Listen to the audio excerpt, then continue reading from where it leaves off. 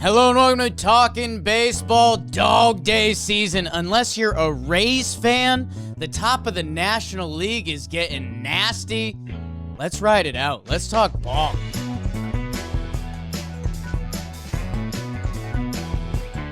Kyle Harrison. Valentine Drake. Wow. Hello and welcome to Talkin' Baseball. It's presented by Fanatics Markets, where fans trade on sports. Fanatics Markets available now on the app stores. I'm Jake Storielli. That's Trevor Plouffe in his Christian Yelich shirt from our merch store. Even though he's getting dropped in the lineup, Pat Murphy, he don't care. He don't care about your bankroll. We got to win some games. Although their series this week did not go that way. San Diego, where are they? Coach Trev, how are you? Hand up, that's on me. Valentine Drake's a lefty. Okay, thank you. He could have switch hit once in a while. You know, he played in 1920, so you never know. I'm doing great. Shout out the Brewers. It didn't happen yet, but I think they had a good game against the Doyers last night. Can't wait for the weekend, Coach. Got some stuff planned, some fun stuff, a birthday party, some chill time. You are excited for the week. You're not normally a live for the weekend guy because you're a live to live guy, but you're juiced up for this weekend. Yeah, you know what it is. What's that? I'm getting my kids back. They've been in camp, and Teddy's been in school. And I just want to hang with them. I don't know. I'm seeing my nephews this weekend, so hopefully that gives me a little bit of chicken soup for the soul. Are we good guys? Yes. Did we just decide that if we owned a team pre-segregation that we would have been dominated because we wouldn't have had color lines? Yes. Yeah. It would have been controversial. No, it wouldn't. We would have had to fend off a lot of the whites trying to not let us put together our Latin. So many Cuban ball players on our team. Valentine Drake would have been leading off for us. Get him over. He had a couple homers. Hey, he had 15 homers. There was some get over this week. There was also, I saw some balls leaving the ballpark that felt like they had a little more zip than some baseballs I saw earlier this season. No. Valentine Drake, I gotta imagine. Nobody knows who that is. He's an old Cuban ball player from the early 20th century. When I look at these homers, when a guy hits 15 over an 8-year period, I'm assuming they're all inside the park, like there was no fences. Is that weird of me? No. I all of them is a little rude, but a chunk of them, like, not at all. Like, dude, did you ever really play a baseball video game growing up? Yeah, of course I did. Okay. Which one? Carlos Delgado. I used to play PlayStation 1. I guess here's the question. Did you ever get nerdy and mess around with, like, the old stadiums? Like, video games would allow you to be like, oh, play Ebbets Field, I don't know. I don't remember. So for a lot of baseball losers, that was their exposure to some of the old stadiums. And, yeah, I mean, it used to be jarring that you'd see an old baseball stadium, and it's like, oh, it's 220 right down the line, but it was 650 to right center. So it's true. Yeah, you could sneak a couple out at the Polo Grounds, but you could also just hit a hard dribbler to second, and you might round the bases. So that was talking ball. It's Friday, so we're going to have to save all our Brett Bateman talk for the American League, because, my God, give me that guy. And I'm going to spoil some of Trev's up. Maybe we'll get some F or F flowing. Guardians, 4 games under 500, as I'm just scanning. Don't do this right now. Athletics, Angels, Royals, Mariners, your bottom 4 in the AL. And by the way, the Cincinnati Reds jumped the Pirates. So, we're going to talk about a lot of that. There's a lot of Paul Skenes fodder on the internet. Some we might poo-poo. Some baseball stuff we got to talk about. Is Brashton Ashcraft the captain now? Let's talk about all the other teams that are good, and we'll start in the NL. Speaking of teams that are good, it's the Milwaukee Brewers. And the Padres, Dad's home. He's going to have himself a beer. They sweep them up. San Diego, Merrill Madness. Jackson Merrill's back in a big way. Remember when he was getting compared to young Freddie Freeman? That hadn't been happening for a while, and now it's back. Ty France, Look at the year he's having. Might have himself a nice little free agency coming up. Campusano late. Gary Sanchez, former Padre. People forget that. Battling and helping Milwaukee go ahead. How's your hired gun game?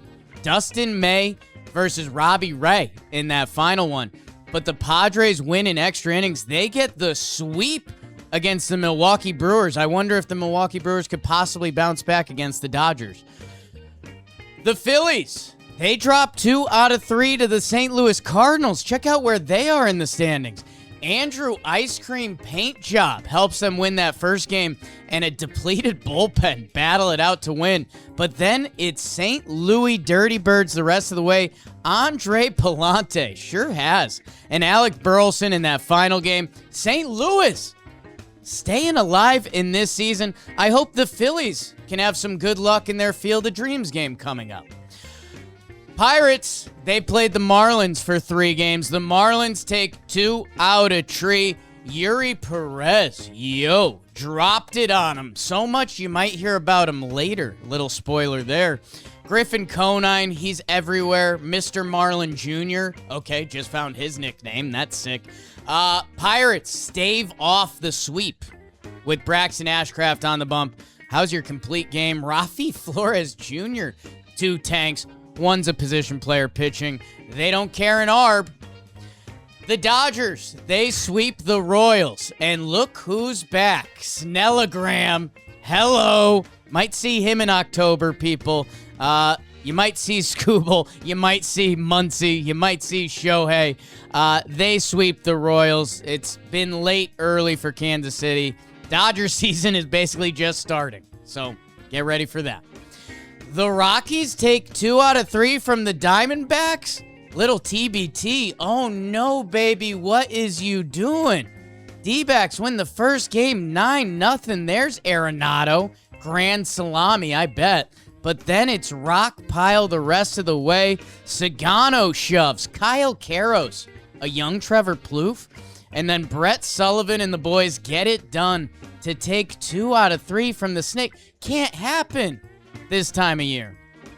The Chicago Cubbies, are they getting hot at the right time? They take 2 out of 3 from the Washington Nationals.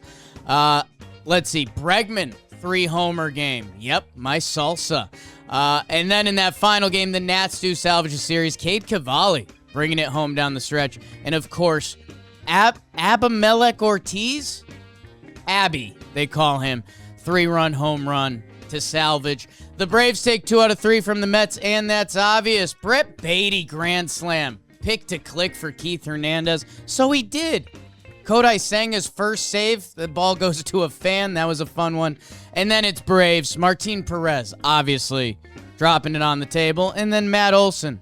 Tyler Mahle, like rally people. Get it right. He shoves in that final game. In our last National League series, we'll be covering, of course, the former National League Houston Astros. They take 2 out of 3 from the San Francisco Giants, and maybe that's obvious at this point. Trev, is your guy Cam Smith back? Big game in that first night, and then the Astros in the rubber match. Wow, Tatsuya Amai gets in there, and the Astros, they end up getting it done, winning the series against the sad San Francisco Giants. That's what happened in the National League. A lot of what is you doing, babies, I feel like happened in the National League. I got the standings, Pod. Do you want them? Tyler Mahle rhymes with rally. Yeah, that's it. That's it. I'll start out east, Jake, where the Atlanta Braves have a 9-game lead over the Philadelphia Phillies, 73-48 for them. The Phillies, 65-58. Yes, people, they beat my Twins. But didn't happen. Did they get to play catch with Roger Clemens after the game like Cody did? No, They didn't. So take that. 65-58 for the Phillies, 62-60 for the Marlins. Them Nats, 60-63, and Jolly Olive's Mets. Congratulations, Jolly Olive. Yeah, Jolly gets married 69. tonight. Yeah. Tonight. He gets married tonight. I love. You know that. Yeah. 20 and a half games back, though, for your Mets, Joel. So take that little jab before you have the best night of your life. In the Central, the Milwaukee Brewers lead down to 4. Oh. 75-47 for them. 71-51. That's more of like a good job to the Cubs than anything, for being honest. 20 games over 500 for them. The St. Louis Cardinals hanging around 61-60. As you mentioned, the Cincinnati Reds leapfrogged the Pittsburgh Pirates. They're 58-62, while the Pittsburgh Pirates are 59-64. What the freak happened, Pirates? Connor Griffin went down. The Dodgers lead the West by 8 games, 73-49 for them, 65-57 for the Pods. 64-58, 1 game back, are the Arizona Diamondbacks. The Giants 50-71. Like, what happened? What's going on in San Francisco?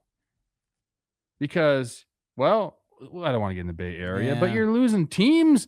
The Niners have had some stuff going on. They can't keep players healthy. You got the Giants, whatever this is. I have no idea. Buster Posey, what is you doing, baby? Anyways, they're 21 games under 500. The Colorado Rockies, 48-73. Jake, do you want to? I called you Drake.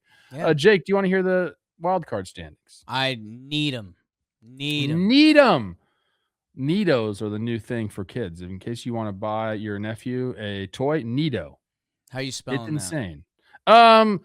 Right now, the Cubs would have the first wild card spot, followed by the Padres, and then the Phillies are sitting a half game up for the last and final wild card playoff spot. The Diamondbacks half game behind them. The Miami Marlins 2.5 games back. St. Louis 3 games back, and that's where I'm going to end the standings. Whoa! Washington out, Cincy out, Pittsburgh out. Dang. Go Nats, go. Those are the standings in the National League. Sometime it really do be like that.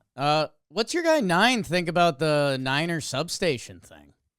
Because I don't know what to do with that. I haven't really got into it. Yeah, with them. It's a weird one. Is it true, or are we just making it up because it's fun to talk about? Right? I can see both. Yeah. That's kind of the problem. Probably true, but they're like, yeah, it's not true. Like, in like 30 years, like, oh, wow, that was horrible. Yeah, bad idea to have that. Today's episode is sponsored by Fox One. MLB on Fox is now streaming on Fox One. This time of year, talking baseball, it's what it was made for. The race to October starts now, and Fox One has your front row seat. Every walk-off matters. Every bullpen decision gets dissected. Every series against a wild-card contender is a test on whether a team is built for the playoffs. Fox One puts all of it in one place. Follow every can't-miss matchup from now through the postseason, live as it happens, and it goes all the way. Fox One is streaming the 2026 World Series. Not a highlight package, not a recap, the actual games, live as they unfold. At home or on the go, live or on demand, whatever works. The race to the World Series is on. Never miss a moment by watching MLB Live on Fox One. Stream now. Thank you for the standings, Coach Trev. Sorry for spoiling some of it, but yeah, I think as people know that listen to this show, the Pirates, I was kind of displeased with their deadline. And I just was displeased with their offseason. And their offseason was fine. It worked out great early on. Offensively, yes, and I just wanted a little more, and I don't know. The bullpen upgrades. They're in a weird spot. Thank you, Coach Trev. And yeah, guys, if one of your teams, it's that time. It should have been this time of year earlier. We've just been so damn excited for this baseball season. We might have to chop a couple of these series out of here. Like Mets, Braves. I don't know. It's the dog days. Sure is. Series we have to talk about, the San Diego Daddies. A roller coaster ride of this season. They get out hot, but everything tells us they're going to slow down. They slowed down in a big way, man. They were one of those teams that had those splits numbers that it was like, if you take out the first month, the Padres have actually been bad. And you're looking at guys' stat lines on the season. Manny, you're looking at Jackson Merrill. Well, Jackson Merrill has been balling, especially since the second half. I want to give Ty France more and more love because what he has done throughout this season, normally the only guy on the first base defensive metric charts, has just had an amazing offensive season. They sweep the Brewers, man, and that's a series when you see it on the calendar. You're hoping to survive their pitching staff. You're hoping to get out of there, walking tall, hopefully. not a lot of teams are sweeping the Crew, and that's what San Diego did, and they're feeling great. 26 games in 27 days, 17-9 in that span. That's huge, Coach Trev. They've got their lineup kind of going. That was the problem. 18-7 in April, so they started out hot, and then the offense just kind of took a dive. We were worried about the pitching staff. It was injured. They picked that up at the deadline. That was kind of their big deadline acquisition. But a guy that they got from these Brewers has also been really good for them. Talk about lengthening the lineup. Talk about Ty France, Jackson Merrill going. What about Luis Renifo? Grand slam. Comes over from the Brewers. Not that big of a deal. They DFA'd him 2 months ago, and they released him after that. San Diego picks him up. What's he doing in these games with San Diego? I don't know, 316 with an 869 OPS. That feels good. So you're getting a little lengthening of the lineup. Tatis is going. Chris Rose posed this question to me. He said, is this team as good, or, the Dodgers, they give the Dodgers trouble in 2024. The Dodgers said that was the World Series. They talked about that. He said, does this team match up? It's largely like the same team, really. A couple different pitchers, but they added that way. Mason Miller at the back end of the bullpen instead of Bobby Suarez. So you got all that going on. I don't know, man. Like, this team, when the offense is, you could say that about any team. When it's all clicking, they're going to be good. This team feels a little bit different. They have the stars to do it. They have the complementary pieces now, and the bullpen is going to keep it in every single game. We're seeing them come back to life right in front of our eyes. Yeah, it's so funny that players' paths sometimes, like Luis Renifo this year, there's a few people in the great state of Milwaukee that are like, that guy stunk, man. 534 OPS, 57 games. It's just not for me. Get out of here, Renifo. San Diego, 861 Renifo. Is like, we love this guy. I'm thinking about getting a jersey. Man, the Ferminator, Freddie Fermin, I don't know. He just shows up in highlights. We're throwing guys out, helping out Mason Miller. And Brewers, again, this is one of the weird ones for us, Coach Trev, because I wonder, were they overlooking this series just a little bit? We know that what the mighty Dodgers did to them last October. That was a little Chris Rose of me. That was a little Chris Rose. And they were fully engaged in these games. You and I happen to know what they did last night, that I think there's a little bias sneaking in there. And let's be honest, that last game goes 11 innings. The first one's a one-run game that Jackson Merrill flips the scoreboard in the 7th off Logan Henderson. So, you're inches away from going 2-1 Brewers, but it's not. It's huge for San Diego. I don't know. Milwaukee fans, I guess, let me know what you're thinking, and maybe, last night's game. I don't know, man. As a Yankee fan, I see Pat Murphy slides Yelly and William Contreras down in the lineup, and I'm like, wow, the Yankees like never do that to their guys. The Brewers, I know there's no rules and they operate differently. What are the vibes? I don't know. Humble. Those are the vibes. Humble and hungry for my brew crew. Yelly is leading the way. When you have a guy like Yelly willing to do whatever it takes, and he's a guy that has the most confidence in the world, but also is humble and he knows, I'm not playing to the best of my ability. I should move down the order, and he wants to get better. He's the perfect leader for them. That last game was awesome. You got a couple really, really good at bats there against Aaron Ashby by the Padres. Tatis comes around from second base to score. You work on that play all the time in spring training. You got to check home. Didn't check home. Tatis scores. A couple things later on in the game. Garrett Mitchell with a great catch. Terang striking out against Morejon with the bases loaded. Luis Lara, another incredible catch. He's been fantastic out there. But in the end, Padres going, sweep the Brew Crew.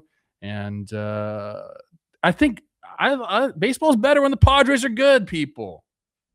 And now, go for it. I want them to be rewarded. Even at the deadline, they won, what was it, 8 of 10 or 8 of 9 to force Preller's hand. He goes and makes moves. You should be rooting for a team like the Padres. Winners of 5 in a row, 7-3 in their last 10. They are currently the 2 team in the postseason. They'd be traveling to Wrigley if it ended today. There's still so much to sort out. They're a half game up on the Phillies. They're a game up on the Diamondbacks. It does appear there's gonna be a team that has some real heartbreak missing the dance in that National League, and I think there might be another one because I still have some Marlins stock, which maybe people poo-poo that, but not my fish. Phillies Cardinals. I just mentioned the Phillies are the other team in that wild card spot right now.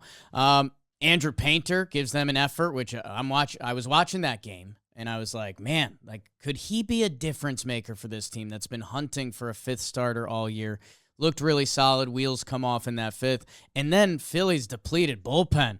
I was watching that game. I mean, it was kind of turning into a horror movie that you're like, wait, they're just going to let Alan Ronhell ride this out? And they had to. And then Bolin comes in for his first save. And thank God they win that game, Trev. Because this is another team, as I mentioned, the Padres, when we were looking up team splits throughout this season, is like amazing start, not so good now. Now they're kind of back. Remember Philly? Every episode, it was like, dude, under Mattingly, these guys. Some of those stats are starting to drift away and not matter as much, Coach. It's funny you've heard Phillies fans now be like, Mattingly, you can't manage. I'm like, oh, that's interesting what a win-loss record will do to you. Okay, congrats to the Cardinals, number one. Yes. Talk about them doing what they're doing. Getting to Zach Wheeler. He was cruising in that last game. They grinded them out there in the fifth inning. Made him throw 35 pitches, 4 consecutive 2-out hits. Great. I do want to talk about the Phillies a little bit. CeCe was on the Netflix call last night. They're playing my Twins Field of Dreams games, and he said this is a long veteran lineup, and I have to disagree respectfully. Like, this has not been a long lineup. It's been weighed heavily by the top guys. They've mixed some people around the diamond now defensively. They got Luis Ariz. That helps out a little bit, although he hasn't been great for them. Started out okay and has kind of fallen back. I mean, this lineup can get ice cold. I don't really get it. I agree with CeCe. You look at the names, you're like, okay, like this. They should be grindy. They should be doing this, but there are times where they can kind of just be non-existent, essentially. And that's what happened. Last 2 games, you score 1 run, you're going to lose that series. And they did that against the Cardinals here. So snaps to the Cardinals, but also, hey, man, if you want to be talked about like we always talk about you with the Phillies, like it has to start getting better. Yeah, and you're right on the offense. And then they just put up a big number on my Twins. I get it. I know. And, hey, man, those Field of Dreams games, sometimes the batch of balls that ends up out there is just a little different. Well, they were saying, oh, it's so windy and the ball's not carrying them. It's just like, pow, pow, pow. Yeah. Don't tell that to Keishel. Oh, stop. Don't. It was tough. That game didn't happen. That game didn't happen yet. Another joke of mine throughout the start of the season when the Phillies got hot was like, oh, under Mattingly. It was also under Wheeler, and 3 of his last 4 haven't been gems. And if your offense doesn't do it, and again, credit to the Cardinals, credit for Kyle Leahy, who's been pitching well of late. Burleson's been great. They've been crushing it. They're 7-3 They're in the alive. last 10. Don't mess around. If you mess around and keep them in it, they sold who they were supposed to sell at the break. Right. They did a soft sell. I mean, again, Dustin May's last start, which was like 4 days before the deadline, it was hugs on the way out, which I was like, I don't know. They don't have to. They're still doing this thing. But they did. And let's see what that means in future years, and let's see what it means for this year. They're at Chicago, the Cubbies this weekend. You stay around. Hope is a dangerous thing, Trev. You know this. You've seen this. Jordan Walker. Sounds like a Lady Gaga song. Jordan Walker had a 10-game hit streak. Didn't know that. That ended. What the hell's Lady Gaga doing? Yeah, she's one of those people that got like so famous that she doesn't do stuff. Love that. I like that movie she was in. Bradley Cooper. What was that? Star is Born? I like that. That was good. It's a great movie. Remake, but a great movie. Great movie. Just turn it off before the last 20 minutes. That's my advice to you. It's a great quick Jake story. I think I've told it before. And spoiler, if you haven't seen A Star is Born, like you had a decade. That movie, went to see it afternoon because I heard it's sad. And if I'm watching something sad, I kind of need to do it early in the day. Demons get dark late. Dude, no joke. See the movie. And yeah, there's a little plot to Bradley Cooper calls it life. And these people next to me, they went to the bathroom during that scene, They came back. They missed. That was the only part they missed of the movie. So they came back. Movie ends, and they're like, wait, why is everyone sobbing? They asked me on the way out, and I was like, yeah, he killed himself. And it was just like, you missed the entire film, basically.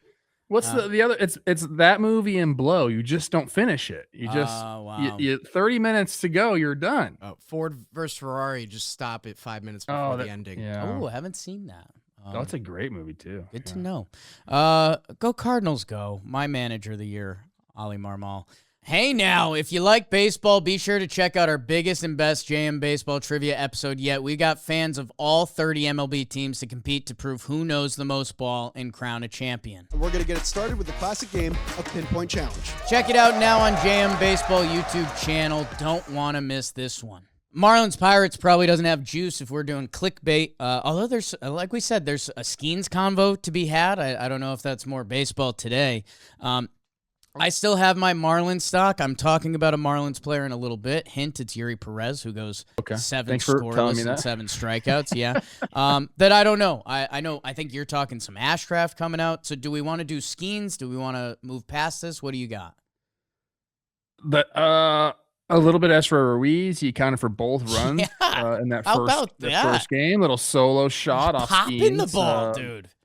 Then he gets hit by pitch, a little delayed steal, kind of making it happen. Long ball and some stuff on the base pass. You gotta love it for a guy that's like kind of an enigma, right? Like we never kind of know where is he at, who's he playing for, what's he doing. Yeah, man, he's a jolly olive video as we shout him out on his Look day. at those cleats. I'd go back to that. Dude, led the American League in steals in 23 with 67 of them, and he's been missing, and he's a part of a trade we reference all the time. Yeah, because he wore a bracelet talking about the A's, and they buried him. And he's been, dude, for a guy that led the AL in steals, 11 homers in 77 games, 868 OPS. So I'm glad you brought him up. But thank you. I also think people don't super care. Talk about Skenes a little bit because it's a big baseball combo. He gets pulled after 65 pitches, and the velo's down, and the performance hasn't been there. Everybody's talking. Everybody's got a reason. I mean, look, I think we've set expectations incredibly high for this guy. Yeah. Number one. If you're one of those people talking about his body, you've just never been around a base. You never been in the shower with guys before. Nice, I'll tell you that much right now. Mass equals gas. Ever heard of that? Yeah. And if he's pitching fine, you would not say anything about it. Go look at like John Lackey. Okay. Like no offense, John. Let's not. I'm just saying. I know.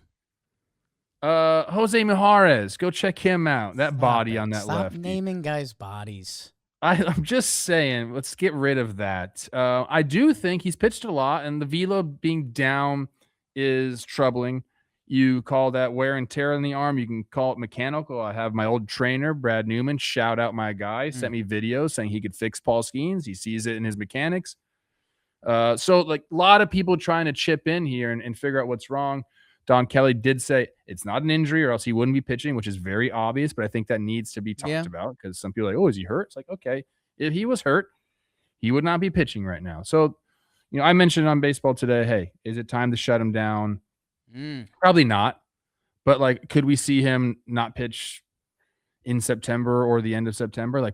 Yeah, I could see that happening as they're protecting a very prized, part of that franchise. Yeah, For me, we've hit the next step where this has become such a conversation that, hey, man, we just talked. Zach Wheeler, 3 out of his last 4 starts weren't that great. Like, it's baseball. It comes for literally everyone that it's on full watch. And Skenes, he could also finish the season as the best starter in September. I don't want to bet on that right now. But it's a funny sport. If the velo and the performance slips 1 or 2 more times, it's got to be on the table, Trev, especially as, again, this is dramatic, and you can do this with the National League standings right now. The only teams worse in the National League than the Pirates right now, as of today, as we record this, Mets, Giants, Rockies. Let's get off the Pirates. Done. You know who got back for the Marlins in this series real quick? Agustin Ramirez. Hot. I like that body. double, drove in a run. Marlins been playing great at home. They had a big 4-run third in the second game to take the series, and then they got Braxton Ashcraft, which we'll talk about later in the show. Over it in a big way. Dodgers, like I mentioned, Snell is back. I'm giving him an assist later. Max Muncy has the most home runs at Dodger Stadium, so that's insane. That happened last night. I forgot that hasn't. So he tied the record, excuse me. Yeah, thank you. And then he's got a walk-off in Game 2, which did happen in this game. I don't know, Trev, a little good team, bad team, and I know we do this with the Dodgers, but they're the best team. They haven't really been playing like the best team, but I still give that to them. Yes, I think they're still the best roster. This one has Scooble started at home. Jack Caglione kind of makes him pay a little bit. He's been going. We talked about him last episode, I believe, but they end up getting that victory there. Tucker has a bases loaded walk. Muncy, bases clearing 3-run double in that game. That's awesome. You mentioned what Muncy did in the second game. Probably need to talk about him and the season he's having more. Absolute freaking stud. And then, go Eric Lauer, go 6 1/3 in that last one, 112 pitches, longest start of the season for the Dodgers. So, I mean, look, a little bit of good team, bad team. Dodgers are going to be fine. I think they do need to figure out their bullpen. They've had a hell of a time signing free agents and not getting what they want out of them. Edwin Diaz just has not been good. I know we're talking about the Dodgers sweeping right now. Dalton and I were up late last night watching this game. Max Muncy, again, by the way, with a massive freaking swing, putting the Dodgers ahead. Hasn't happened. Against a great Milwaukee bullpen. Edwin Diaz is got to figure it out. Stuff doesn't look very sharp. Slider looks hangy. In middle of the zone, hangy. And that's not what you want. So they have some things to figure out. But in the end, are we going to be calling the Dodgers the overwhelming favorite for the playoffs? Yes, we will be. Huge. Sorry, Royals. Horrible season. Trev, the rest of this National League. I mean, Cubbies are hot and deserve some snaps. Breggy's 3-home run game, I mentioned. I gave the D-backs a what are you doing? And then for Atlanta and Houston, they beat bad teams that I don't have much to add.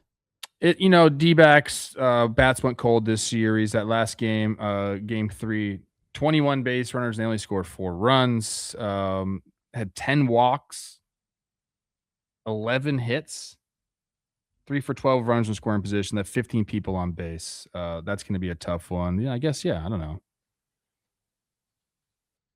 Go Arenado, go. Yeah. We this season for Nolan could have gone a different direction.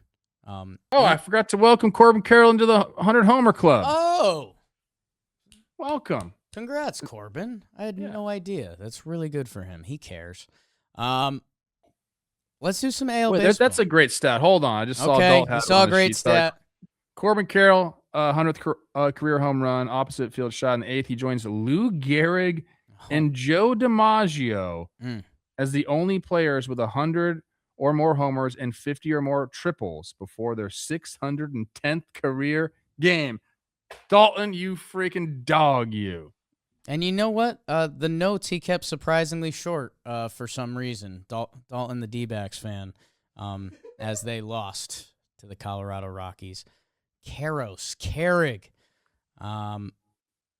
Okay. I think we keep Bregman it moving. Stuff real quick. That's crazy. Please. I love that. Okay. Bregman spent the off day in the video room with one of their hitting guys, Ben Martin. And just started looking at old video, talking about decade-old video when he was in Double-A. Love it. Found that he was a little bit disconnected. His quote is, I woke up in the morning thinking about it, got here right in the cage, trying to think about the same things that we talked about. So, this guy goes, sees on video, goes the next day to the cage, turns it around. Let's go. I've got a question I'm more interested I like Alex Bregman, man. Send him a text. I've got a question I'm more interested in than these remaining series. Baseball rats, because that's the whole thing with Bregman and Horner and all these Cubs. The guys you played with who were standout, baseball rats, off. Justin Morneau. Yeah? Yeah. Guy was a fucking psycho, man. He was the first guy I knew that had, the video system he had it put on a laptop for him to take home. Usually we get there early, we go in the video room, do it. He would bring it home, and he would like eat breakfast, watch. He was video. He's the one who taught me how to do like a pump up video. Like he had that, and then he'd have his highlights, and he would have all of our highlights playing on the TVs around the clubhouse, and then he would just grind in the cage, take more swings than anybody. He was an absolute rat. Did a lot for me. Thank you. Let's do some American League Baseball. Toronto, do not say that second T. It's all we talk about. And we're going to be talking some Blue Jays the rest of the way, I think, Coach Trev. They take 3 out of 4 from the mighty Red Sox, the first 3 games. In fact, to put the Red Sox on an L5, Peyton Tolley, of course, stopped that because he's a freak right now. But the Blue Jays are in. How's your Charles McAdoo? Because he's getting hot and providing a little spark. Bateman. Some new faces and new places as Toronto finding a little bit of the sauce in Boston, just sending their fans just up a wall throughout this season. The AL Beast is here. The Cleveland Guard Dogs lose 2 out of 3 to the Detroit Tigers. Okay. Give me some standings. Kevin McGonigal, God, he represents every young player listening to this show. Watch him. I beg of you. Watch him. And you know Cater Montero did his thing. 6 innings, shut piece. No punches. You don't need them, people.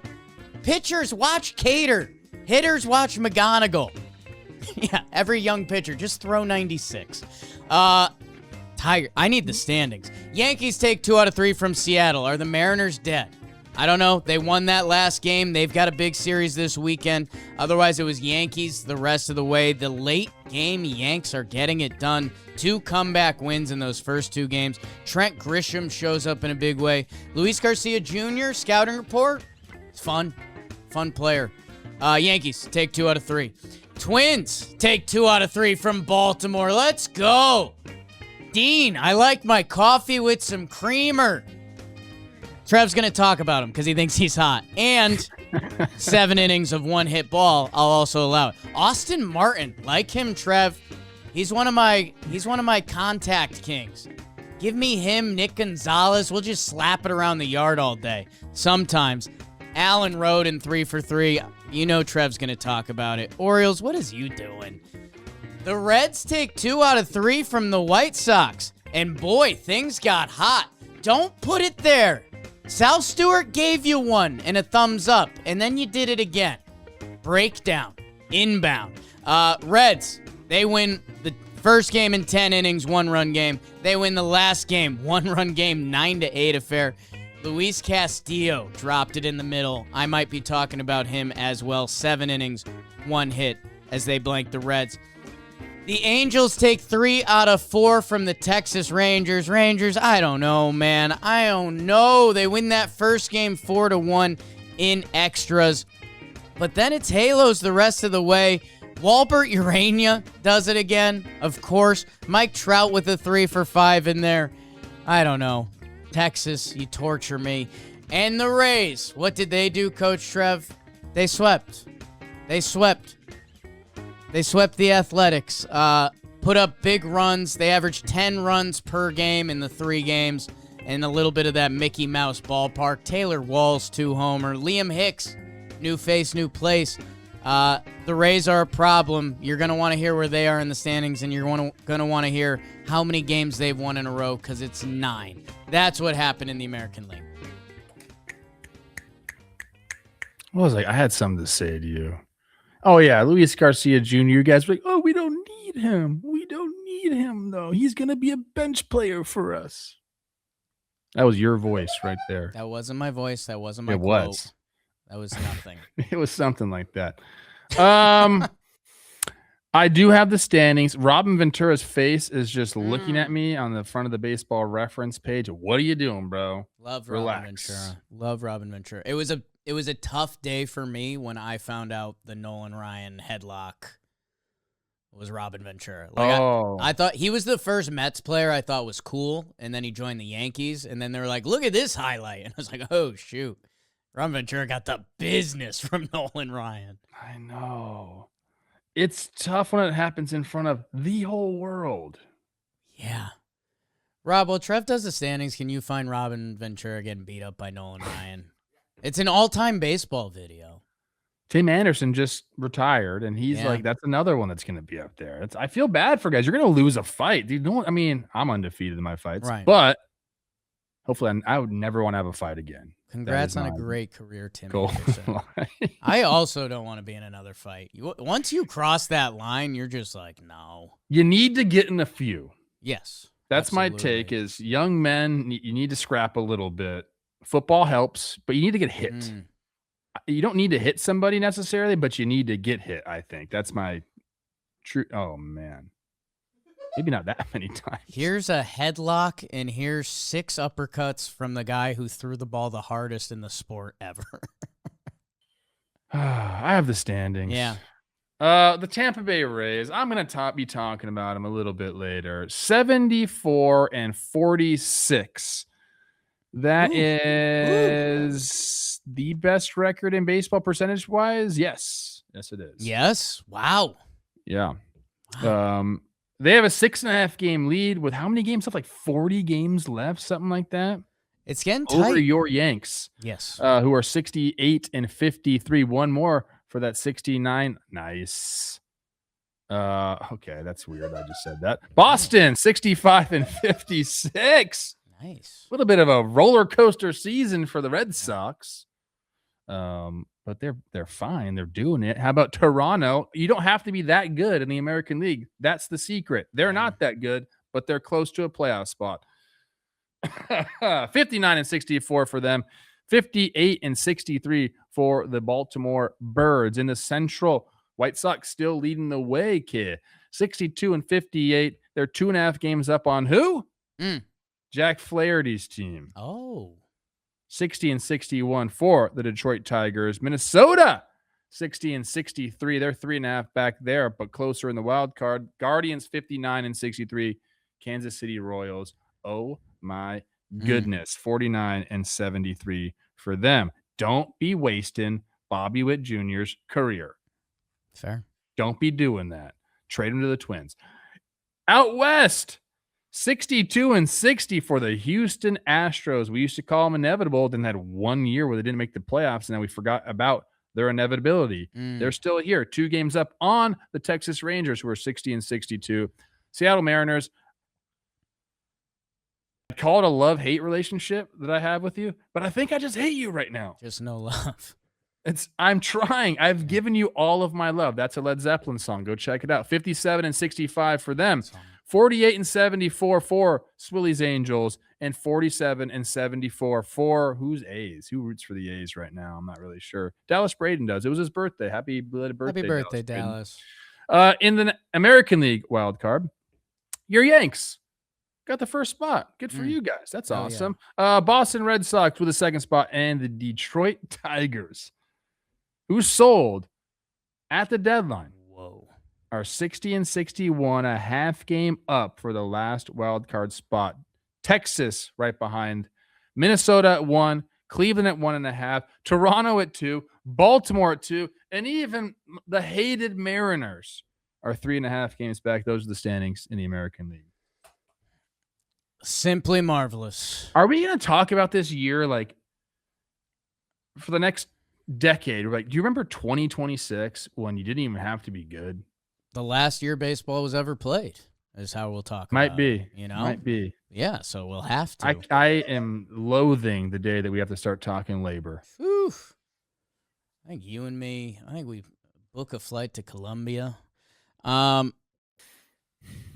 man, the standings are it's horrific. The Tigers are in the playoffs.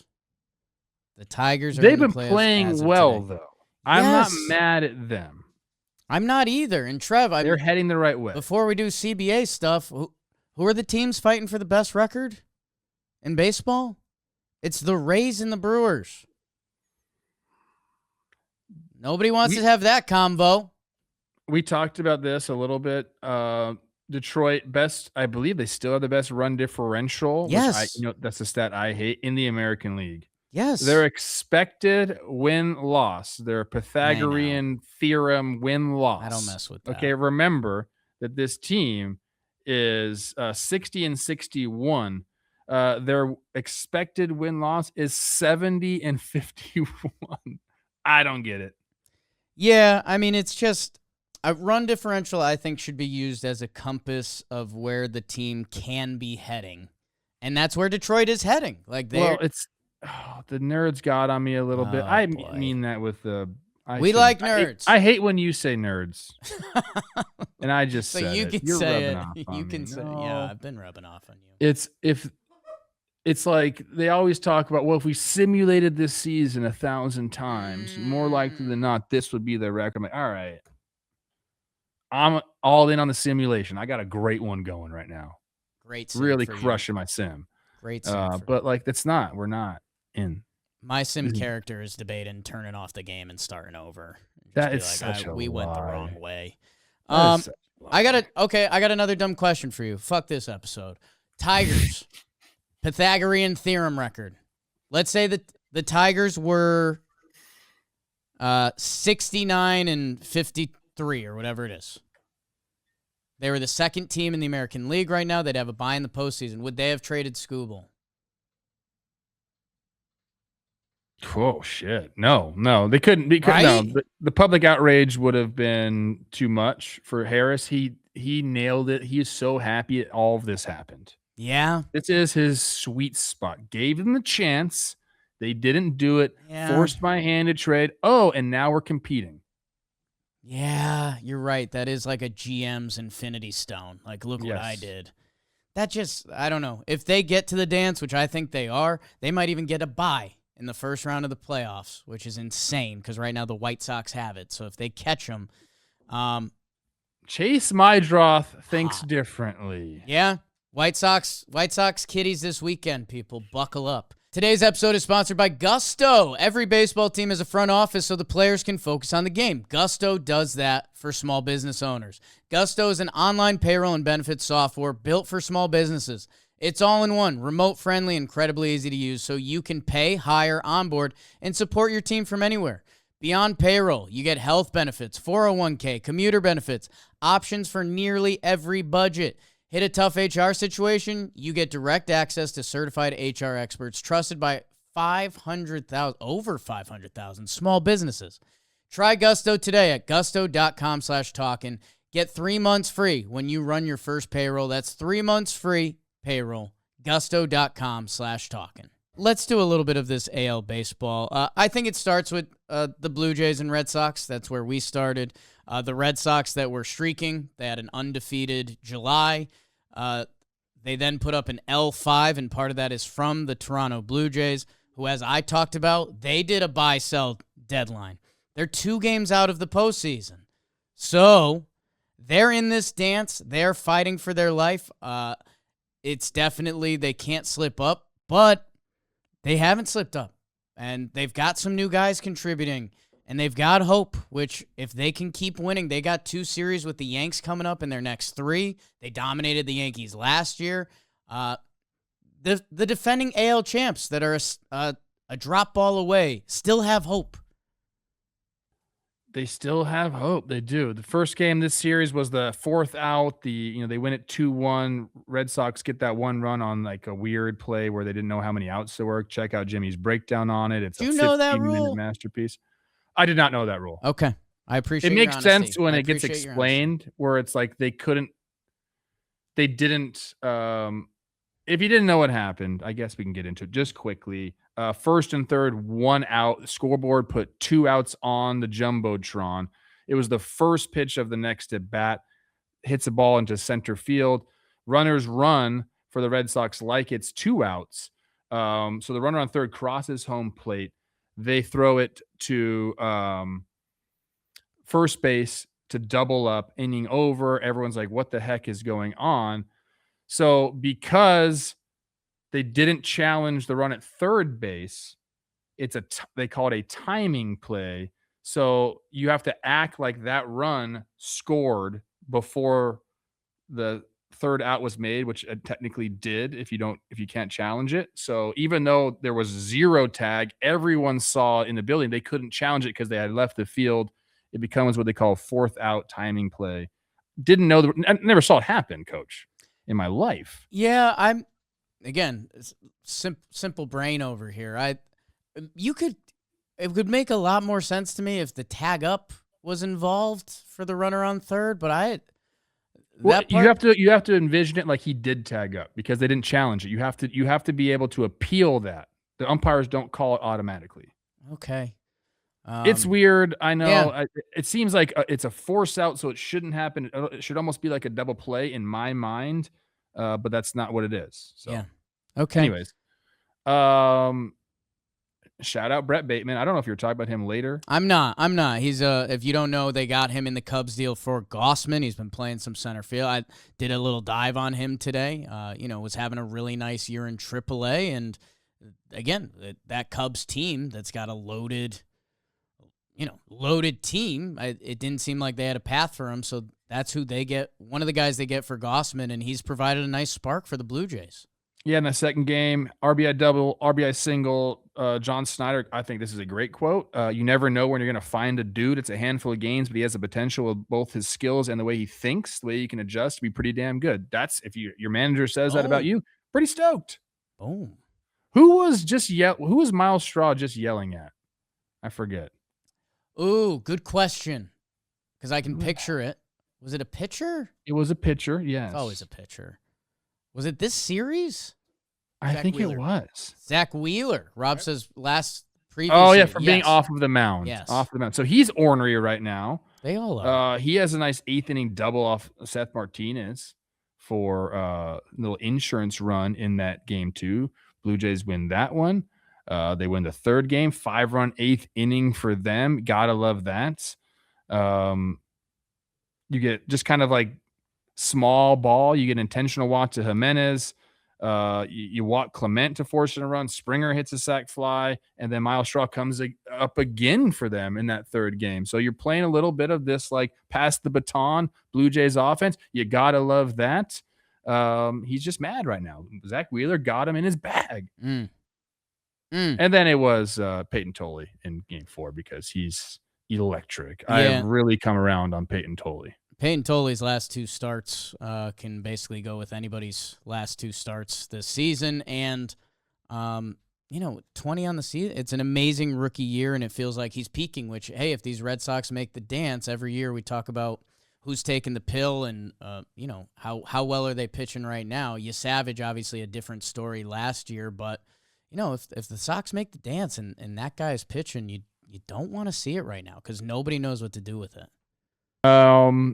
Blue Jays 6-3 in their last 9, 12-8 last 20, 11 of 16 overall. They're close in the wild card. A lot of contact, a lot of speed going on right now. And I love Ernie Clement because he watched me play in AAA. They still need the big blasts, and if they can get a few of those, and they just need to keep. That's not their. Hey, you know what? That's not our game, Pa. We're done with that. I know, but it was a sneaky part of their game. It was, hey, we're gonna slap it around, and then we'll hit the 3-run homer, which they're looking for a little bit. They got Yankees, Rays, and Yankees, so I think in a week and a half we'll know if Toronto is gonna stay a part of the season. In Boston, I believe in momentum, so build off that last game. Caleb Durbin. What a turnaround! Oh yeah, don't walk people in front of him. No need. I want to do it. Oh, that's so fun. I mean, that is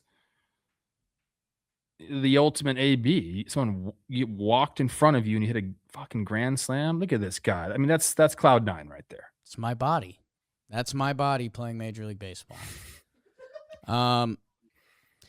Tigers take 2 out of 3. We talked about them a lot on the big picture, and on the way through, I obviously shouted out McGonigal and Cater. So I know Cater's your guy, Coach Trev. So I don't know what else you'd like to shout out here. I can't wait to see Tigers White Sox this weekend. I think that's going to be really, really good. Guardians, kind of same situation here. Hey, this series, the first game, Tigers hadn't beaten the Guardians. And they get that first win of the season against them, end up taking the series. Foster Griffin 1 run over 5 for the Guardians in game 2. So you got to love that little deadline acquisition. He lost his previous last 2 starts, was really bad for the Nationals, 11 runs and 9 1/3. So you like to see this version of him for the Guardians. But yeah. Jose Ramirez. I think we can go. Jose Ramirez, first time his baseball card looks like a little different. Obviously there was an injury. He just had surgery and hamate bone stuff. Yeah. That could take a while. Yeah, his last month, it's going to be just as baseball reference pages, baseball cards, as we used to call them, go. Interesting final month for him. And That's so true. right? And Cleveland, again, didn't Cleveland do this last year? Weren't we ready to bury them? And then they had an undefeated September, so they're never out till they aren't. Quick Stephen Vogt story. I went to a batting cage with Teddy yesterday. And I go in there. There's one guy kind of running the show. I start talking to him. Indoor batting cage. Nice. Stephen Vogt's picture on the wall. And I go, how do you know Steve? And he goes, oh, I played in college with him. So we start talking. And he goes, yeah, voter. He goes, from the moment he got there, little 18-year-old freshman, he goes, about 5 days in, people start looking around and like, is this guy running the team? And I'm like, that sounds like Stephen Vogt. Nice. Yeah. Yeah, man. That's is there a Stephen Vogt right? Like Stephen Vogt was the last player I remember playing that they were like, he's going to be a manager. Everyone was shocked how quickly it happened. Miggy Rojas is a guy they talk about with that. Kyle Farmer was a guy. If you want to go catchers, everyone says Austin Hedges, but I think he's maybe a little too goofy. Although Stephen Vogt's goofy as hell. Stephen Vogt's goofy as hell. Used to do intentional talk with Chris Rose in the Maybe it's 80s. Hedges. Maybe that's the guy. I guess Hedges was my vote, but I didn't know if that was also like a vote connection. But in a way, maybe that's just the answer. Okay. There's some analysis. Comment below, guys. Who's your next MLB manager? Today's episode is sponsored by Hims. It's easy to write off bedroom performance issues as part of getting older. Most guys do, but ED is more treatable than you think. And Hims makes it simple to find out what's really going on. Hims connects you with licensed healthcare providers from home. No awkward appointments, no pharmacy lines. Just complete a simple online intake. A provider reviews your information, and if prescribed, your treatment ships directly to your door. It's straightforward, transparent, and designed to make getting care feel easy. To get simple online access to personalized, affordable care for ED, hair loss, and more, visit hims.com/talkin. That's Hims, HIMS.com/talkin.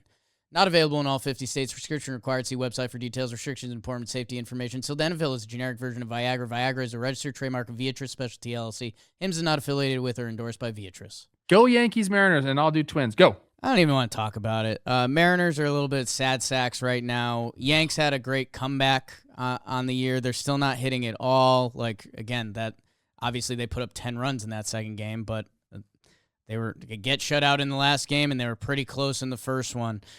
They're waiting for the big bodies to come back. The pitching's impressive. Like, Rodon just had his last rehab start, so it's about to it's got a chance to be actually special. And as this, you deal with us being moany Yankee fans.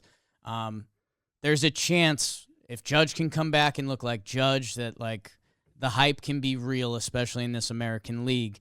But yeah, watching day-to-day is jarring. Like Lombard's as exciting as it gets, seeing our new toy. The offense feels like it gets shut out through the first 6 innings of every game. It's a lot of mixed emotions that actually that down 3 comeback in the second game, the stadium went from like rowdy and pissy to like electric and having a blast. And Mariners, I don't know. It's the same speech, so they can figure it out or not. I heard a rumor from someone that was at the game that Randy Arozarena really wants to be a Yankee. Tell me about Twins Orioles, because nobody watched. He's a free agent. Do you guys even fucking sign free agents anymore? Used to. Trent Grisham's money comes off the books. Oh, yeah? I don't know. Outfielder. I don't know. Need a righty. Go Twins, go. They needed this series against the Orioles. They hadn't won one. They hadn't won a series. That was their thing leading into the break. They were winning every series. They were never sweeping, but they were getting the dubs. And then they hadn't won one since the break. They get this one against the Orioles. Kramer going against his old team. He's been fantastic for the Twins. They think they might have found some stuff, him tipping pitches. Okay. And little arm angle adjustment. He's been great.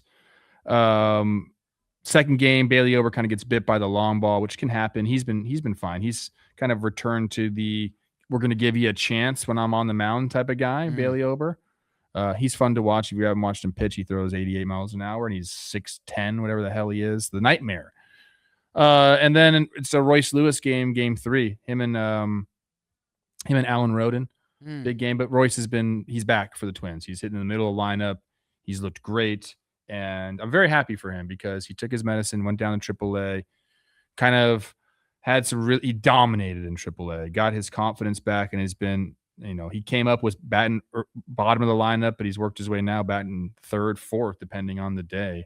So we know what happened last night. They got beat pretty handily by the Phillies. So they're right there in the wild card, but still 3 games under 500. It's like they keep pushing on the gas pedal. But it's like it's not going fast. Not a lot of torque right now with the Twins, if you will, but they're hanging in there. Okay. I don't know, Trev. I think the last thing I want to hear about, shockingly, I have an Angels award coming later. And I think you have some Rays stuff coming that I guess from Reds, White Sox. Do you want to talk about the Sal Stewart hit by pitch at all, or I don't know. It seemed really bad. But Davis Martin had a good explanation for it. I mean, first of all, Davis Martin's been bad. It was great. Correct. Now he's bad. So is there a little bit of that going on right now? In the head, is he mad? Bad equals mad sometimes. He said he had a blister and couldn't really feel it. So he goes up and in, says, hey, I got a blister. Sal Stewart's like, okay, no big deal. Then he throws the next pitch at him, ends up hitting him. Sal Stewart, for context, hit a homer against him in the first, looked at it, but who cares? That's like part of the game now. I don't think he was trying to hit him, not in this type of ball game, right? I don't think so either. Again, you've been pitching so poorly that you don't just like put guys on base in a 4-3 ball game. Yeah, you'd have to dig through a little more history and that kind of stuff to see if there's anything else there. But no, man, I do think both players handled this really well. I mean, outside the pitcher. Sal Stewart's fucking awesome, dude. Sal Stewart is awesome, dude. First ball over his head, and he looks at him kind of angrily at first, and then he sees that Davis Martin looks at him and is like, dude, I didn't mean to do that. And Sal Stewart gives him a thumbs up, like, all right, dude, yeah, we're playing ball. Just like politely, don't do it again. Don't throw a ball at my head again. What's he do? He throws a ball at his head again. So then he screams at him, but he doesn't like actually charge at him. Sal Stewart's the man. Great for baseball. Yeah, and also I believe like leading the NL in runs driven in. Am I wrong about that? Someone might have clipped him because he doesn't have the bold on his page. Let me see. I'm getting it right now. Stop. No, I lost it. I stopped because you said you had it. CJ Abrams caught him. 91. I knew that. No, he's had him. He's had him, I think. But he's there we go. Yeah. 89 runs driven in your rookie year. It's August 14th, people. Yeah. That was a good, we asked Booney the other day. We were like, hey, are there any stats that are kind of out that you still are just a big believer in? And he's like, kind of RBI. Like, when I was playing, RBI were really good. That was the goal. Runs driven in, great. I do think frequency, I would say I'd rather have what do you do with runners in scoring position? Nice. Because, if you get hurt and all of a sudden you miss a month, your RBI numbers are going to be down. So the frequency, like rate stats, is that what they call them? I don't know. I'm more interested in that. When you have a nice big number, hell yeah, brother. Yeah, we kind of need to find a middle area between runners in scoring position because the nerds tell us that's too small of a sample size to really matter. And then RBI as a total, it's an accumulation stat, and you need guys in front of you and blah, blah, blah. But yeah, we've debated an RBI percentage stat. We looked into a couple things. Do you get the guy in, runners on third base, less than 2 outs? Do you get him in? Right. Because that is a skill. That matters. It matters. We've kind of been told it doesn't. Trev, I think we hop over to the second half of the show because a couple things will get clipped along the way there. And it starts with Standout Performances. It's time for Standout Performances. Standout Performances. Standout Performances. This guy stood out for Trev. It's a pitcher Friday, and that should be scary. I just have to get one. Why don't you go first? Wow, I'm good. I found it. I'm giving the hot. Where is she? Hot boy pitcher standouts. We just went Dean Kramer, who's been fantastic. He goes 7 innings pitched, 1 hit, 1 walk, 7 Ks against the former team. I always like giving that award. Oh, okay. For yeah. standout, because you're like, hey, F you guys, you know? And we have to be so nice to him because you were so mean to him. So I think I'm just continuing to apologize through my gratitude, or my, I'm just showing him love because you were mean. Braxton Ashcraft, complete games, 9 innings pitched, 10 Ks. How many pitches? 85? Oof. Are you out of your mind? 85 is crazy. Like, that seems like that doesn't happen very often. Complete game, 85 pitches with 10 Ks to boot. You got to love that. And then I'm also going to give a little bit of love to Cade Cavalli. So all my hot boys, 8 innings pitched, 10 Ks, no earned runs, and it's his birthday today. So shout out Cade Cavalli. Nice. Is that a double man bun situation? Did Cavalli have one? No, I don't think he's got a man bun, but he's got like a F-boy haircut. Okay. And I think Ashcraft has had a man bun also. Okay.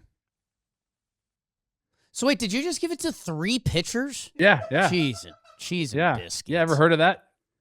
Oh, and Trev, we're all shocked that you gave it to Dean Kramer, Braxton Ashcraft, and Cade Cavalli. Look at you, like pal. Southern boys. And okay, I'll go. I'm giving it to Luis Castillo and Yuri Perez. Why are we doing all pitchers? I don't know. Sometimes you and I stumble into a pitcher Friday, and I think it's our sacrifice to the gods. Yeah, I wanted to double dick here. Luis Castillo in that White Sox Red Series, he makes his second start, and what does he do? He a bob now? What is that? He does whatever he wants, dude. He's Luis Castillo. Did he cut the dreads? Am I going crazy? No, it looks like he cut him. Yeah, looks like a trim. Looks like a trim job. Well, Rob, did he challenge right that. there? Yeah, he did, dude. He's Luis Castillo. 7 innings, 10 strikeouts, only 1 hit that was in the first inning. I believe he had his most swing and misses on the season by a lot. 22 swings and misses, which that's a big boy number. The most by a White Sox pitcher this season. The most by a White Sox pitcher since Garrett Crochet against the 24 Rockies.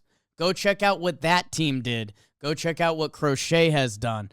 And I'm not taking a victory lap on this now. You and I, Trev, we landed on this, and we were like, yeah, we obviously love the Luis Castillo trade. The White Sox added Luis Castillo. I don't care that he hasn't been great for Seattle. They added Luis Castillo. There's a lot of people that were like, well, his money and his performance, and we can't take a lap on it yet. I just like that they added this guy, and he showed why in his second start, that he might be their game 1 starter for them. He fell off the mound right there, and I'm like, okay, that reminds me of something. Then I was like, it's Freddie Garcia. Who also went from the Mariners to the White Sox. Whoa. And then, because I forgot, should be exciting for the people. Freddie Garcia has a 34 career WAR. Are you kidding me? Freddie Garcia was nasty. I did not like seeing him on the mound as an opposing team. I liked in early fantasy baseball days. Give me some Freddie Garcia. Nice 2011 for you guys. Yeah, absolutely. We cheer for guys in pinstripes. Originally, I was going to have one of these 2 as my award, but I forgot I locked in an award on Monday or Tuesday night. That also Yuri Perez deserves a shout out. I was going to give him the Who's the Big Fish award because we talked about Max Meyer a lot this year. We've talked about Sandy Alcantara a lot this season. Yuri Perez has been out of his mind recently. Since May, since he's gone on a hot streak, 4th best starting pitcher ERA in baseball. 6'8", Trev, not a guy you want to see on the bump. I still have Marlins stock. I think they can enter the dance. And if they enter the dance, this guy is going to be on the mound. And I don't think your team can hit this guy. Love me some Yuri Perez. Let me dig up one last stat on him that I did have. Marlins, Pirates. Sorry, Pirates. Okay. So his last 11 starts, he has a 1.82 ERA. Is that good? That's good. The light bulb's gone off. Career high for 21 starts this season and innings pitched. And yeah, I did a little prospect digging because if you remember, he was a big prospect, literally and figuratively. 2023, he was the number 13 overall prospect. The only pitchers ahead of him, Grayson Rodriguez and Andrew Painter. Prospects, man. It's a weird game. Trev, I feel bad for all the hitters. We got roped into these pitchers that it could have been Nolan Arenado. It could have been Luis Campusano. Taylor Walls had a 2 ding-dong game. So did Trent Grisham, Jared Triolo. I'm hoping that some of these guys are showing up on En Fuego. Dirt Nasty's on Fuego. That means I'm on fire, baby. Like Waco. It's time for En Fuego, powered by Amazon. Just like Amazon helps you get maximum value out of every dollar this back-to-school season, we're talking about the players who have been delivering maximum value on the field. I just sent a text to this first guy, and he already got back to me. Whoa. Alex Bregman. Whoa. What he said? Lose this number. Fuck Jake. No, he didn't. I didn't text him at all. I didn't. But I imagine that's what he would say. Chicago.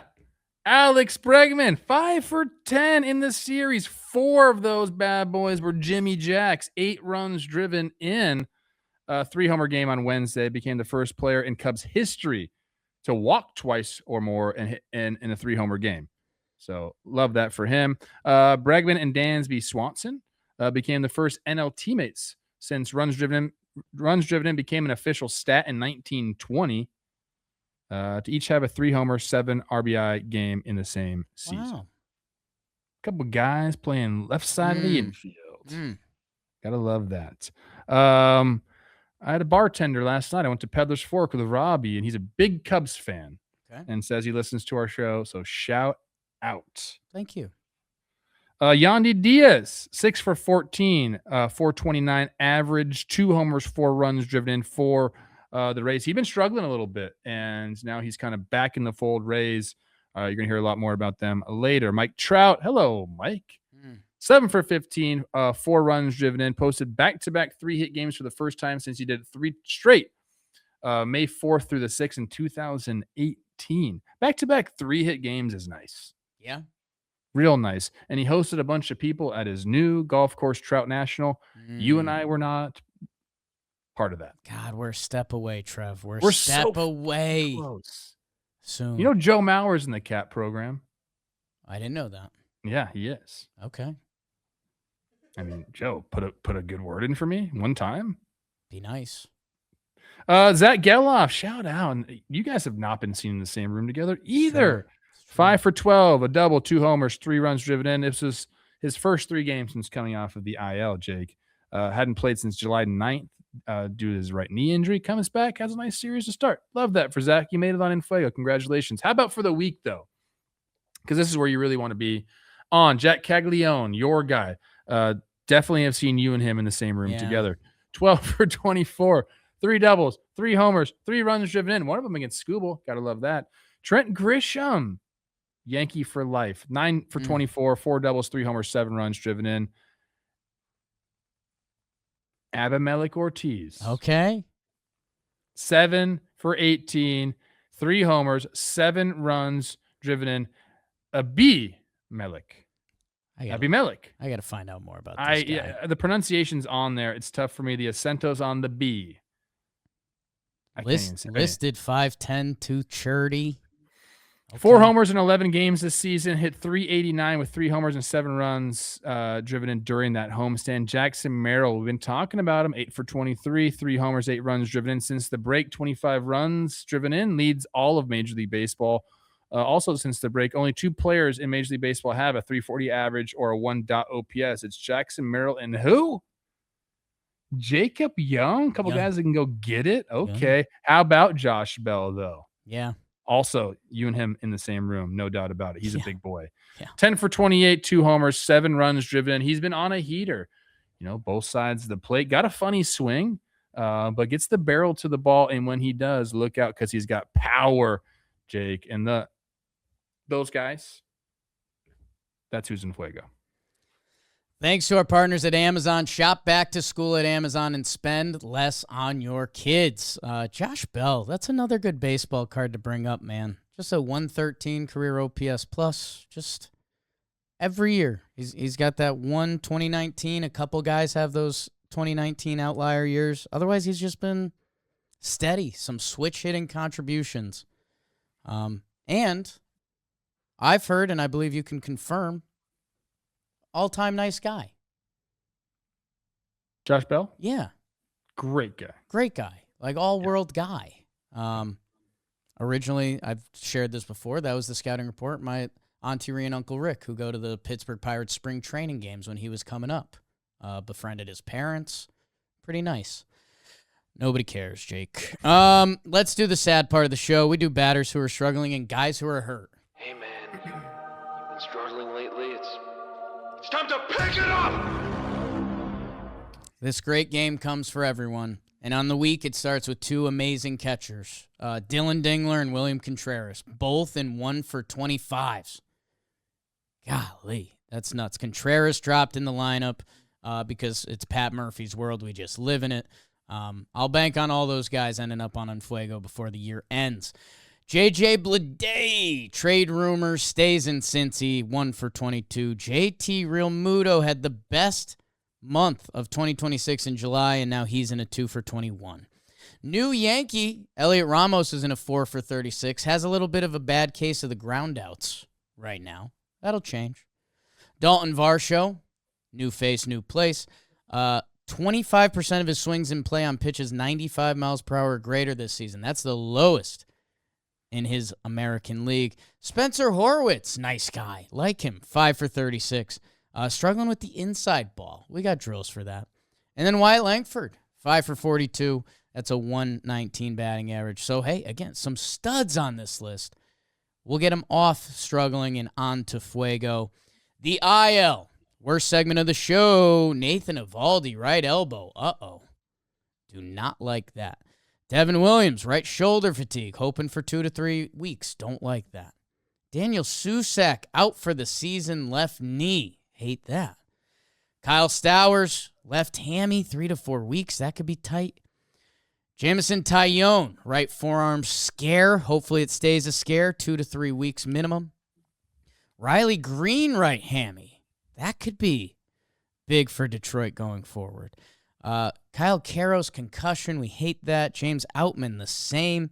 Endy Rodriguez, a left hip, and Garrett Whitlock goes on the IL with right elbow. So let's see what that means. An important part of that Boston bullpen. As you mentioned, off the IL, Zach Geloff, Mike Soroka, my guy, Nick Lodolo for the Reds, Adley Rutschman in Boston, Blake Snell for the Dodgers, your guy David Morgan in San Diego, and the buck stops here. Byron Buxton. Hip looks good.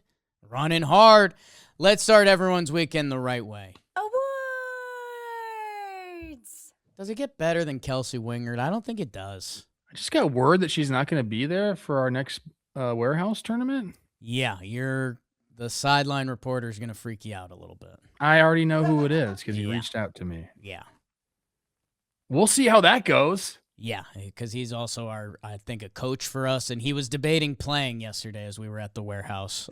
More warehouse coming in a second. Oh my! I'm not ready. I did order some sticks. Nice. I'm trying to practice. I could see Teddy having like a niche little hockey side. I am just biding my time in the warehouse till I can hand the franchise over to Teddy. Yeah, same. Yeah. Okay. It's going to be a bidding war. What's your award, Trev? I am going to give the Expedition Award. Okay. Now, say what you want about our country's past. A lot of people get up in arms about it. It's the past. It happened. Sometimes you just got to talk about it. Yeah. Early on, we settle across the eastern seaboard and we start to move west as more and more people come over. We start to discover, hey, a lot of fertile land out there. Some people are living, and there's battles and there's all these things. That's pretty much every country's history. That's the truth. But we started sending expeditions. And if you really think about it, we had no idea. These people living in, the 1840s, whatever it was, no idea how far west this continent went, like what was over there. What were there dinosaurs? I don't know. Like a lot of things could have happened. Right. You just start traveling one way with no map, no nothing. Like you're the person supposed to make the map and blaze a trail. Sneaky quick ad here. Went to Toronto a couple weekends ago with former roommate Jeff, and he's a history guy. I was like, hey, did Canada have a whole Go West movement too? He's like, yeah, and they did bad shit. Like, yeah. Every country did, no doubt about it. I'm not even talking about that, okay? I'm talking about a couple guys. John Fremont is a guy that was tasked to kind of head west and see. I've heard that name. Just how far we could go. James Polk was a polarizing president for us, wanted to expand big time into it, sends John Fremont. But this guy that I want to talk about, his name is Kit Carson, ended up getting linking up with John Fremont, like kind of like halfway through the travels. Well, they end up crossing the Rockies, like kind of like blazing the Oregon Trail. They get up into like upper parts of California, go down California to the Mojave Desert, right? So you think like, okay, they did it. They made it all the way to California. They got to the Pacific freaking Ocean, dude. Wow. But then guess what? You gotta go back. You gotta go back, dude. You don't have to. If you want to give, there's no telegrams at this point. Right. You got to go back and talk to the president about what you found, dude. It's kind of exciting, though. I don't know if it is, Jake. Like hit that natural spring again that was cool in Colorado. I don't know. I think you're kind of going a different route a little bit there. Anyways, this guy Kit Carson, I'll get to my word in a sec. I just want to talk about this. Kind of crazy. Goes through the Mojave Desert, like running out of water because it's a desert. Yeah. Ends up meeting up with the like American military who's like waging a war on like the Mexico, who like owned California at the time. Hadn't really settled it or done anything. They just like had it by paper. Okay. Ends up meeting with the military, and the guy's like, hey, you're going back with us. Like he gets like into Arizona and like, no, you're going back with us. Kit Carson's like, dude, I'm trying to get to DC. Nope, sorry. Has to go back and lead this army through the desert again. He's like, this kind of sucks. Whatever. Ends up making it back, delivers the message. And that's a little history lesson for you. Go read up on it. Cause kind of just really crazy to think about going west and having no idea where you're going, how you're going to get there on foot, by the way. Yeah. They were going like 26, like a marathon a day. Think about that. That's insane. Anyways, you know who else had a crazy perilous trip out west and came up successful as well? Praying it's a baseball player. Kind of just did the same route through the Rockies up into Sacramento. It is our Tampa Bay Rays, who went 9-0 in a West Coast trip. That doesn't happen very often at all. There was another 9-0 road trip early on this year, which is kind of crazy. The Red Sox went 9-0 against the Angels, Mariners, and the A's. Excuse me. There was a 9-game winning streak earlier. It was the Angels, the White Sox, and the Mets. A 9-0 West Coast swing from an East Coast team hadn't been done since 1977. That was also Boston. They went Angels, Mariners, A's in that one.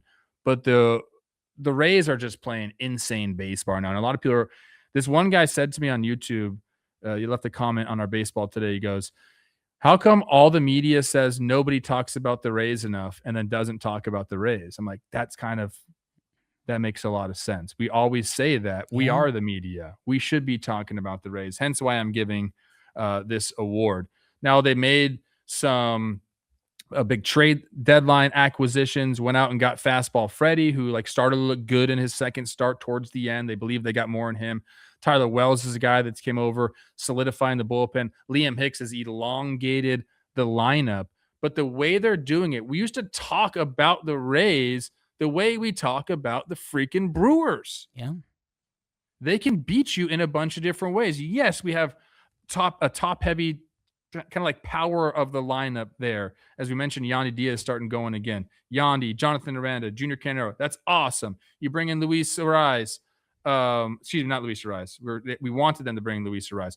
You put Chandler Simpson up there. He's been going off. So you're getting a bunch of guys that are getting on base. We're moving runners over. We're bunting all the freaking time.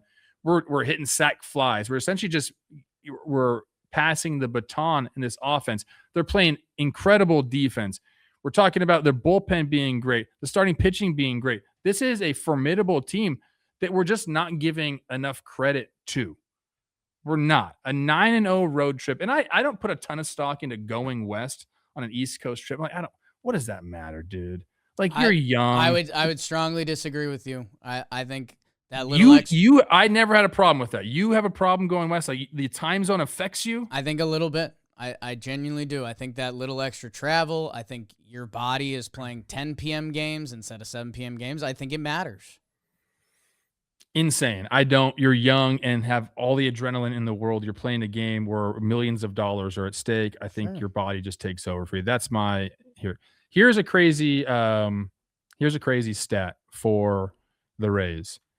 In games where they score 4 runs or fewer, they're 29-37. So that's a .439 winning percentage, right? It's kind of crazy.